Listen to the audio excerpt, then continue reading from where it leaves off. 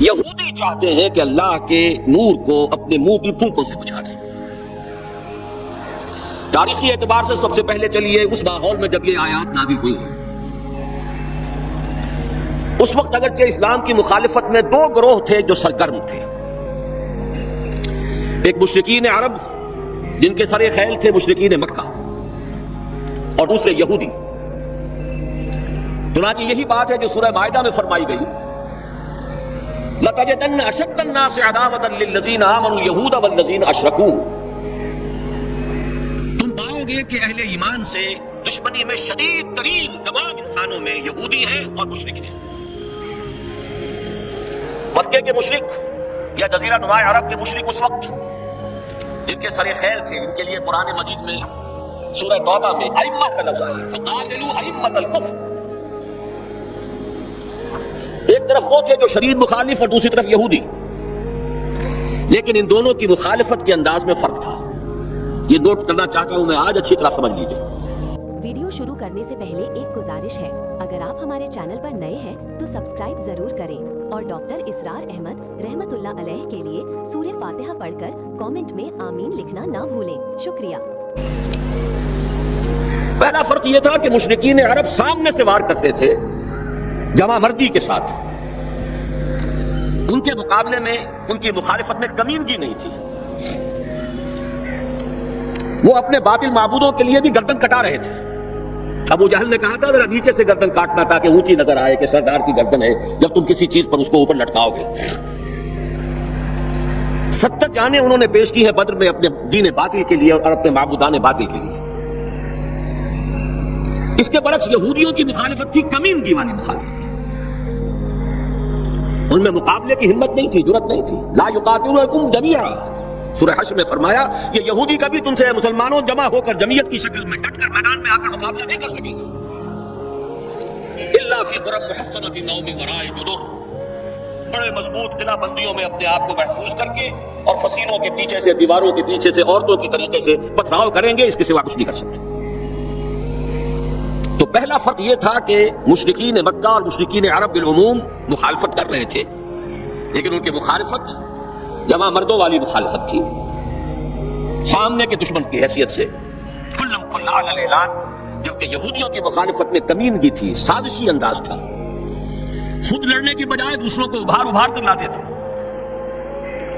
اور دوسرا بڑا فرق کیا تھا، اس پہلے فرق کو تو نمایاں کیا اسی لفظ سے کہ گویا کہ اپنے منہ کی پھونکوں سے بجھانا چاہتے ہیں۔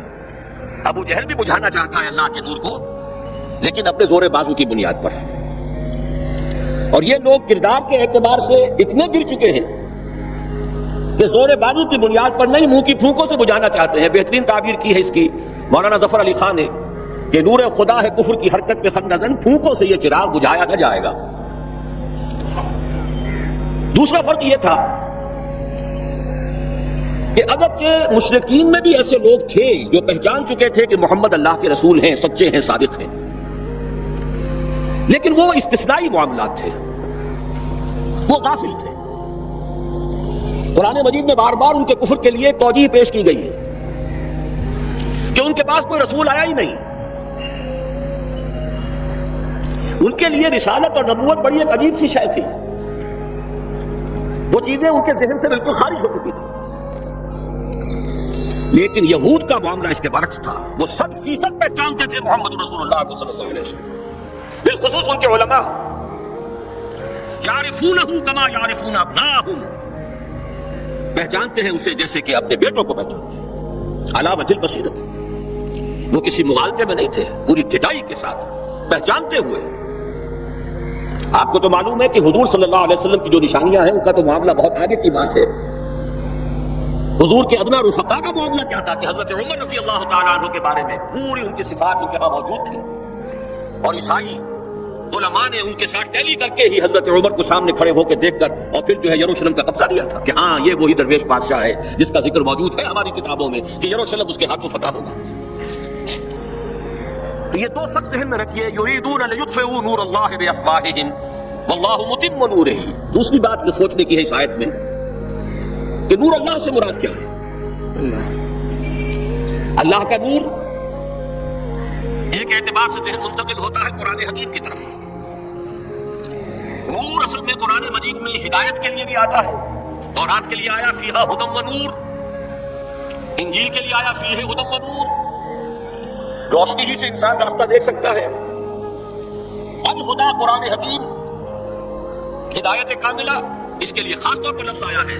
سورہ تغابن میں فرمایا فآمنوا باللہ ورسولہ والنور الذی انزلنا واللہ بما تعملون خبیر. ایک مفہوم تو یہ ممکن ہے قرآن مجید کے اس اصول کے تحت کہ القرآن یفسر بعضہ بعضا. ویسے یہ کہ اس کا عام مفہوم اسلام، ہدایت، جس معنی میں چاہے لے لیں، لیکن میرا ذہن زیادہ جس چیز کو قبول کر رہا ہے وہ ایک ایسے شخص کی تعبیر ہے جو اگرچہ کوئی معروف عالم دین نہیں تھا. میں نہ عارف، نہ مجدد، نہ محدث، نہ فقیہ.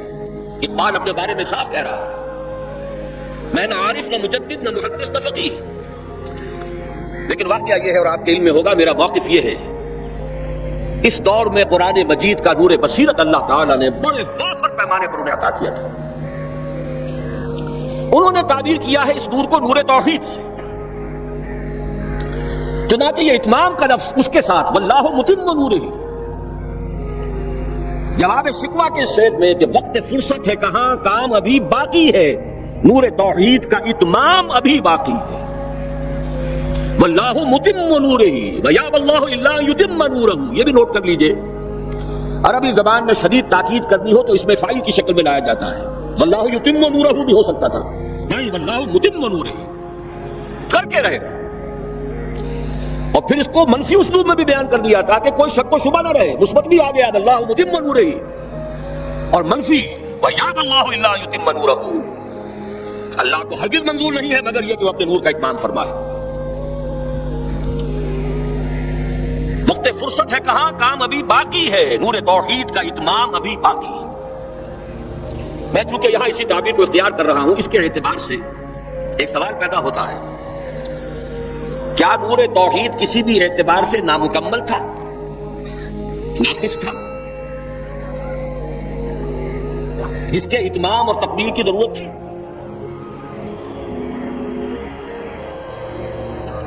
اگر میں اس سوال کا جواب ہاں میں دوں تو آپ سب چونک جائیں گے، لیکن میری وضاحت سن لیجئے. جہاں تک عقیدے کا نور ہے، عقیدے کی توحید ہے، اور انفرادی سطح پر اپنے عمل کی توحید ہے. توحید کے دو حصے سمجھ لیجئے. ایک توحید ہے عقیدے کی توحید، اللہ کو ایک ماننا، ایک جاننا، اس کی صفات میں، اس کی ذات میں کسی کو اس کا ساتھی، ہمسر، برابر، ہم پلہ، کفر، ند، ضد نہ سمجھنا. ایک عمل کی توحید ہے کہ ایک ہی اللہ کے مطیع فرمان ہو جانا، ہما دن، ہما وقت، ہما وجوہ، مخلصین لہ الدین. یہ عملی توحید ہے. تو عقیدے کی توحید اور انفرادی سطح پر عمل کی توحید ہر دور میں مکمل رہی. حضرت آدم کی بھی مکمل تھی، حضرت نوح کی بھی مکمل تھی، تمام انبیاء کرام کی مکمل تھی. نہ ان کی عقیدے کی توحید میں کوئی کسر ہو سکتی تھی، نہ انفرادی سطح پر عمل کی توحید. لیکن ایک توحید ہے اجتماعی سطح پر عمل کی توحید، پورے نظام زندگی کا اللہ کے حکم کے تابع ہو جانا. یہ ابھی مکمل ہونا تھا، اس کی تکمیل ہونی تھی. افراد موحد تھے اپنی زندگیوں میں بھی، اپنے عقیدے میں بھی. نظام جیسا آج آپ غور کیجئے، بڑے بڑے فندے خواہ موحد موجود ہیں ہمارے ہاں. فندے خواہ سمجھتے ہیں اپنے آپ کو، یہ معلوم ہوتا ہے شرک ہمارے قریب بھی نہیں آ سکتا. اجتماعی سطح پر ہم سب مشرک ہیں، پوری قوم مشرک ہے، مشرکانہ نظام ہے. جب تک وہ یکون الدین کلہ للہ نہیں ہوتا، یہ نظام مشرکانہ ہے، قانون اللہ کا نہیں ہے. آپ کی عدالتوں میں اللہ کے حکم کی کوئی حیثیت نہیں، آپ کی منڈیوں میں اور بازاروں میں اللہ کا حکم نہیں چلتا ہے. معلوم یہ ہوا کہ ایک ہے اجتماعی توحید. کچھ مواقع ضرور آئے ہیں تاریخ انسانی میں جبکہ اجتماعی توحید بھی ہوئی. حکومت قائم ہوئی حضرت داؤد کی اور حضرت سلیمان کی، وہ اجتماعی توحید کی تھی. لیکن ایک بات نوٹ کر لیجیے گا، یہ میرا اصل میں کل کی تقریر کا موضوع ہے. یہ کام تاریخ انسانی میں صرف ایک مرتبہ ہوا ہے کہ ایک فرد واحد اپنی دعوت کا آغاز کرے اور تمام مراحل سے گزار کر اپنی اس دعوت اور تحریک کو اور توحید کامل تک معاشرے کو پہنچا دے، یہ اس سے پہلے کبھی نہیں ہوا۔ حضرت داؤد کو تو راہ چلتے حکومت مل گئی تھی، جنگ تو ہو رہی تھی حضرت طالوت اور جالوت کی، وہ تو ایک گڈریا اپنا گوپیا لے کر آ گیا ہے وقت پر اتفاقاً، اور اس گوپیے کی جو پتھر تھا وہ جالوت کے آنکھوں کے اس کی زرہ میں جو سوراخ تھا اس میں سے ہو کر اس کے بھیجے میں گزر گیا، مارا گیا، حکومت مل گئی۔ کیا حضرت داؤد ایک داعی کی حیثیت سے سامنے آئے تھے؟ کیا انہوں نے اپنی کوئی جماعت بنائی تھی؟ کیا ان مراحل سے گزرے تھے؟ قطعاً نہیں۔ صرف ایک مرتبہ ہوا ہے تاریخ انسانی میں، اور وہ محمد رسول اللہ صلی اللہ علیہ وسلم۔ فرد واحد سے بات شروع کر کے یہ جو آتا ہے خطبات جمعہ میں آپ سنتے وحید اللہ، توحید باب تفصیل سے، اور اپنی توحید کو خالص کرو اور خالص کرو اور خالص کرو اور خالص کرو، شرک سے اسے ہر اعتبار سے پاک کرو۔ تو پوری زندگی کا لائف لانگ ایفرٹ ہے۔ آخری امتحان توحید کا جو لیا ہے ابراہیم کا، ابراہیم کے رب نے، دیکھیں اس بوڑھے کے دل میں کہیں اپنے بیٹے کی، اکلوتے بیٹے کی محبت تو ہم سے زیادہ نہیں ہو گئی؟ کیسے کیسے امتحانات سے گزر چکا وہ بوڑھا، کیسے کیسے امتحانات، لیکن آخری امتحان دعائیں مانگ مانگ کر بیٹا لیا تھا۔ فلما بلغ معه السعي، اور جب اب ذرا ہاتھ بٹانے کے قابل ہوا، کہیں اس کی محبت ہماری محبت سے زائد تو نہیں ہو گئی؟ انی ارا فی المنام انی اذبحک فانظر ماذا ترى۔ اس لیے جو آتا ہے قرآن مجید میں بار بار حضرت ابراہیم کے لیے آخری سند کے الفاظ آتے ہیں وما کان من المشرکین، شرک کے ہر شائبے سے پاک۔ تو یہ توحید عملی اجتماعی سطح پر ہونی باقی تھی۔ اس کا تعلق ہے اگلی آیت سے، یہ کب ہوگی؟ هو الذی ارسل رسولہ بالہدی ودین الحق لیظہرہ علی الدین کلہ ولو کرہ المشرکون۔ اللہ نے اپنے ان آخری رسول کو محمد صلی اللہ علیہ وسلم کو تو بھیجا ہی ہے الہدا، وہ دین حق اور الہدا اور دین حق دے کر تاکہ غالب کرے۔ جب تک دین غالب نہیں توحید ناقص ہے۔ عقیدے کی توحید ہو سکتا ہے کہ ہو، انفرادی سطح پر بھی ہو سکتا ہے، ایک آدمی جہاں جہاں بھی اللہ کا حکم مان سکتا ہو مان رہا ہو، لیکن آخر وہ کسی قوم کا فرد ہے، کسی ریاست کا شہری ہے، کسی خاندان کا فرد ہے، چہار طرف سے جکڑا ہوا ہے رشتوں میں اور تعلقات میں۔ اس کی زندگی کے کتنے گوشے ہیں جو جن کو ابھی وہ مشرکانہ نظام اپنی گرفت میں لیے ہوئے ہیں۔ یہ در حقیقت اسی وقت ہوگا جبکہ اللہ کا دین غالب ہو جائے۔ هو الذی ارسل رسولہ بالہدی ودین الحق لیظہرہ علی الدین کلہ ولو کرہ المشرکون۔ شرک تو کبھی پسند نہیں کریں گے۔ یہاں ذرا شرک کو سمجھ لیجئے، یہ شرک صرف عقیدے کا نہیں۔ آج کا سب سے بڑا شرک کیا ہے؟ اللہ کا اللہ کو دو، ریاست کا ریاست کو دو۔ یہ سیکولر نظام ہے، یہاں پر جو ہے حاکمیت عوام چلے گی، جاؤ مسجدوں میں اللہ کا حکم نافذ کر لو۔ یہ سب سے بڑا شرک، کبھی گوارا نہیں کریں گے۔ وہ توحید ہو جائے، اللہ ہی کا حکم چلے، سب پر یکساں جاری ہو جائے، سب یکساں اللہ کے حکم کے تابع ہو جائیں۔ ولو کرہ المشرکون، مشرک کبھی نہیں چاہیں گے، لیکن ان کی مخالفت کے علی الرغم، ان کی ساری ریشہ دوانیوں کے باوجود، ان کی تمام سازشوں کے باوجود اللہ کا دین غالب ہو کر۔ اب ذرا تاریخی اعتبار سے جائزہ لیجئے، ابھی ہم تھے اس ماحول میں جبکہ ابھی یہ آیات نازل ہو رہی تھی۔ پہلی بات تو یہ سمجھ میں آ گئی کہ محمد رسول اللہ صلی اللہ علیہ وسلم کا مقصد بعثت ہے غلبہ دین۔ یہ نوٹ کرنے کی بات ہے، کسی اور رسول کے لیے اللہ نے قرآن مجید میں یہ الفاظ استعمال نہیں کیے۔ شاہد سب تھے، مبشر سب تھے، نذیر سب تھے، داعی سب تھے، مبلغ سب تھے، معلم سب تھے، مربی سب تھے، مزکی سب تھے، لیکن یہ کہ هو الذی ارسل رسولہ بالہدی ودین الحق لیظہرہ علی الدین کلہ، صرف محمد کے لیے آئے الفاظ صلی اللہ علیہ وسلم اور 3 مرتبہ آئے۔ اب اس کے ساتھ اس کو صغرا کبرا کہتے ہیں لاجک میں پریمیسز، اس کے ساتھ جوڑیے دوسری بات جو قرآن میں 5 مرتبہ آئی ہے، اگرچہ وہ آئی ہے ذرا مختلف الفاظ میں۔ کہیں فرمایا وما ارسلناک الا رحمۃ للعالمین، ہم نے نہیں بھیجا ہے محمد صلی اللہ علیہ وسلم آپ کو مگر تمام جہان والوں کے لیے رحمت بنا کر۔ آپ کی بعثت جغرافیائی، نسلی، قومی، علاقائی حدود سے ماوراء، بالا در۔ قرآن میں بقیہ سارے رسولوں کی بات آتی ہے تو کہتے ہیں یا قوم یا قوم یا قوم۔ نوح نے کہا یا قوم اعبدوا اللہ، ہود نے کہا یا قوم اعبدوا اللہ، صالح نے کہا یا قوم اعبدوا اللہ ما لکم من الہ غیرہ، اور قرآن کہتا ہے یا ایھا الناس اعبدوا ربکم الذی خلقکم والذین من قبلکم لعلکم تتقون۔ لیکن صریح ترین جو لفظ آیا ہے وما ارسلناک الا کافۃ للناس بشیرا ونذیرا، ہم نے نہیں بھیجا ہے محمد صلی اللہ علیہ وسلم آپ کو مگر پوری نوع انسانی کے لیے بشیر و نذیر بنا کر۔ اب ذرا اس کو جوڑیے، محمد کو بھیجا کاہے کے لیے؟ غلبہ دین کے لیے صلی اللہ علیہ وسلم، اور بھیجا کن کے لیے؟ تمام انسانوں کے لیے۔ کیا نتیجہ نکلتا ہے منطق سے؟ محمد الرسول اللہ صلی اللہ علیہ وسلم کا مقصد بعثت مکمل اسی وقت ہوگا جب پورے عالم انسانیت پر اللہ کا دین غالب آ جائے،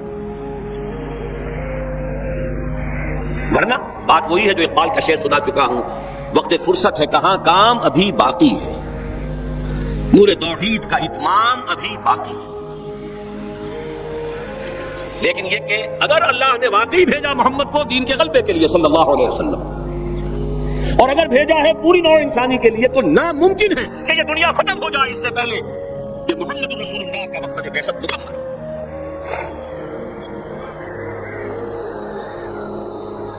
یہی بات ہے کہ جس کی خبر پیشن گوئی کے طور پر قرآن میں تو نصوص ہیں، لیکن ان سے نتیجہ نکالنا پڑے گا۔ منطق، حضور کو بھیجا پوری نوع انسانی کے لیے اور بھیجا غلبہ دین کے لیے، تو مقصد بعثت کی تکمیل اسی وقت ہوگی جبکہ کل عالم انسانی پر اللہ کا دین غالب آ جائے۔ اسی کے ساتھ اب ذرا یاد کیجئے سورہ نور کی آیت، جس کو اللہ کے فضل و کرم سے ہم نے کافی عام کیا ہے۔ ایک ہی بات ہے لیکن ذرا مختلف اسلوب میں آ رہی ہے۔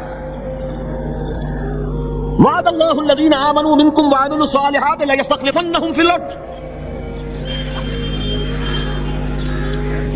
وعد اللہ الذین آمنوا منکم، یہاں منکم پر ذرا زور دیجئے، کن سے خطاب ہو رہا ہے؟ مسلمانوں سے، لیکن ان مسلمانوں کے لیے دو کوالیفیکیشنز، دو پری کنڈیشنز۔ اے مسلمانوں، اللہ کا وعدہ ہے تم میں سے ان سے جو ایمان اور عمل صالح کا حق ادا کر دے، انکنڈیشنل نہیں ہے۔ وعد اللہ الذین آمنوا منکم وعملوا الصالحات، ایمان اور عمل صالح کا حق ادا کر دو تو اللہ کا وعدہ ہے، اور وعدہ کتنا مؤکد ہے، نون مشدد کے ساتھ تینوں دفعہ، اور ایک ہی بات کو تین اسلوبوں میں۔ لَيَسْتَخْلِفَنَّهُمْ فِي الْأَرْضِ، لامن خلافت عطا فرمائے گا انہیں زمین میں، كَمَا اسْتَخْلَفَ الَّذِينَ مِن قَبْلِهِمْ، جیسے کہ خلافت عطا کی تھی ان کو جو ان سے پہلے تھے۔ جب مسلمانوں کو خلافت اور حکومت عطا ہو جائے گی تو اس کا منطقی نتیجہ ہوگا کہ دین غالب ہو جائے گا، لیکن اس کو بھی کھول کر بیان کر دیا وَلَيُمَكِّنَنَّ لَهُمْ دِينَهُمُ الَّذِي ارْتَضَىٰ لَهُمْ، اور لازماً متمکن کر دے گا، غالب کر دے گا ان کے اس دین کو جو اللہ نے ان کے لیے پسند فرما لیا ہے۔ الْيَوْمَ أَكْمَلْتُ لَكُمْ دِينَكُمْ وَأَتْمَمْتُ عَلَيْكُمْ نِعْمَتِي وَرَضِيتُ لَكُمُ الْإِسْلَامَ دِينًا۔ اچھا، جب مسلمانوں ہی کی حکومت ہو جائے گی، دین کا غلبہ ہو جائے گا، تو ظاہر بات ہے مسلمانوں کے لیے بندشی اور خوف تو ختم ہو گئے۔ اس کو بھی واضح الفاظ میں وَلَيُبَدِّلَنَّهُم مِّن بَعْدِ خَوْفِهِمْ أَمْنًا، ان کی خوف کی حالت کو امن اور سکون سے بدل دے گا، کوئی خوف نہیں ہوگا۔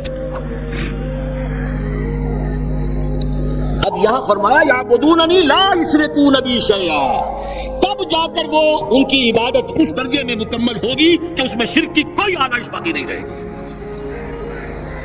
جب تک نظام پورا اللہ کے دین کے تابع نہیں، شرک موجود ہے، عقیدے کا شرک ختم ہو چکا، انفرادی سطح پر موحد بن چکے، لیکن یہ تو تین کام جب ہوں گے کہ اللہ کا دین غالب ہو جائے، اللہ کی حکومت اور مسلمانوں کی خلافت قائم ہو جائے، تب کہیں جا کر وہ بات ہوگی لا یشرکون بی شیئا، پھر شرک کا ہر شائبہ अगर आपको हमारी वीडियो अच्छी लगी हो तो हमारे चैनल को सब्सक्राइब जरूर करें। डॉक्टर इसरार अहमद रहमतुल्लाह अलैह की वफात के लिए सूरह फातिहा पढ़कर कमेंट में आमीन लिखें। शुक्रिया।